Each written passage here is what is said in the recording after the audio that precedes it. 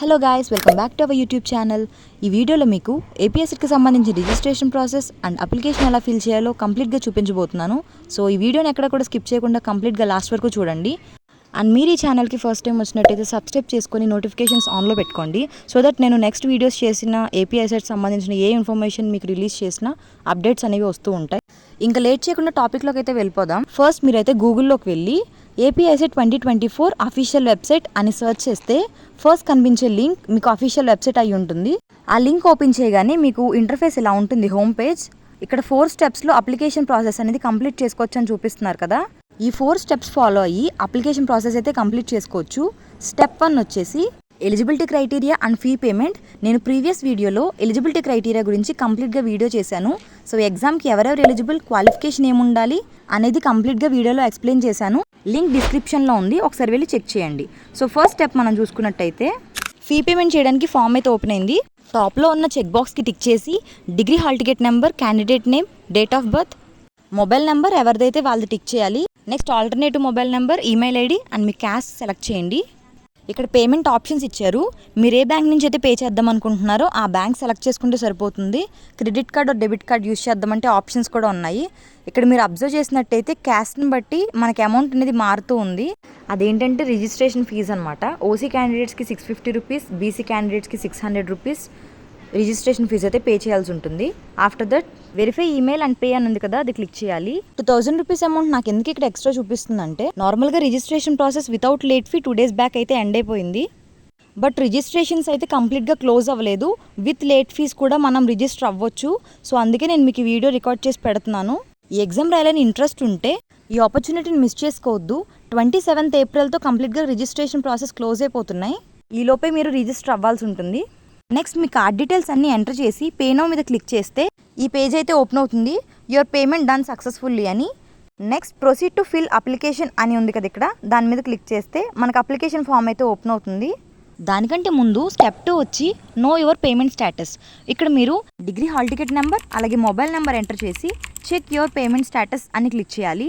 So ఇక్కడ మీకు payment ID and success అని స్టేటస్ చూపిస్తుంది. నెక్స్ట్ వచ్చి స్టెప్ 3.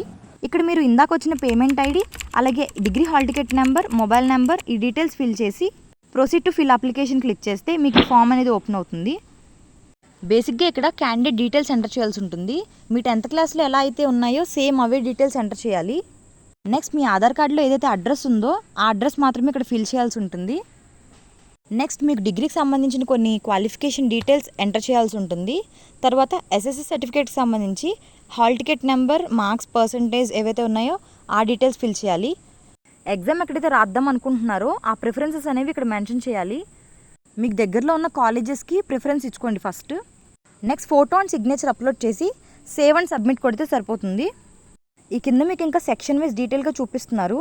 సో ఇక్కడ మీకు ఎస్ఎస్సి సర్టిఫికేట్ ప్రకారం అన్ని నేమ్స్ క్యాపిటల్ లెటర్స్లోనే మెన్షన్ చేయాలి. నెక్స్ట్ మీ ఇన్కమ్ సర్టిఫికేట్కి సంబంధించిన డీటెయిల్స్ ఇక్కడ మెన్షన్ చేయాలి. నెక్స్ట్ సెక్షన్లో క్యాస్ట్ సర్టిఫికేట్కి సంబంధించిన డీటెయిల్స్ ఫిల్ చేయాలి.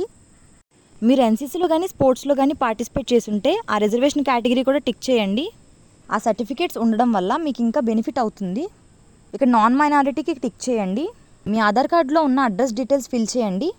నెక్స్ట్ మీరు ఇక్కడ డిగ్రీకి సంబంధించిన డీటెయిల్స్ ఫిల్ చేయాలి. ఏ గ్రూప్ చదివితే ఆ గ్రూప్కి టిక్ చేసి వాటికి సంబంధించిన డీటెయిల్స్ ఫిల్ చేయండి. నెక్స్ట్ ఇంటర్మీడియట్కి సంబంధించిన డీటెయిల్స్ అలాగే ఎస్ఎస్సికి సంబంధించిన డీటెయిల్స్ కూడా. 7th క్లాస్ నుంచి 10th క్లాస్ వరకు మీ స్టడీ డీటెయిల్స్ అడుగుతున్నారు. మీ place of study, school name అలాగే ఇయర్ ఆఫ్ పాసింగ్ మెన్షన్ చేస్తే సరిపోతుంది.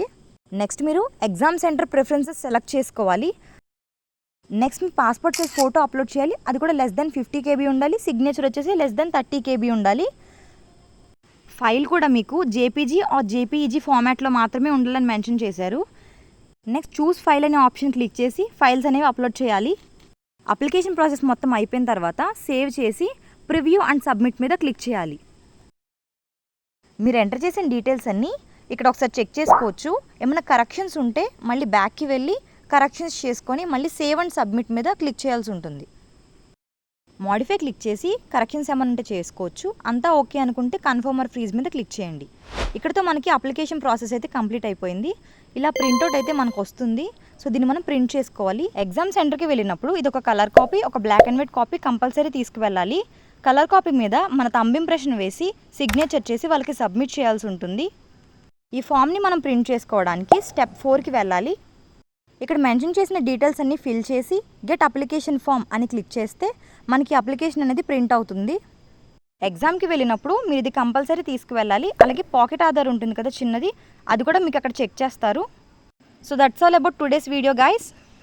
మీకు ఏపీఎస్సెట్కి సంబంధించిన ఏ చిన్న డౌట్ ఉన్నా కూడా నన్ను కామెంట్ సెక్షన్లో అడగండి. నేను మీ డౌట్ అయితే క్లారిఫై చేస్తాను. ఈ వీడియో మీకు యూస్ఫుల్ అనిపిస్తే please do like, share and subscribe.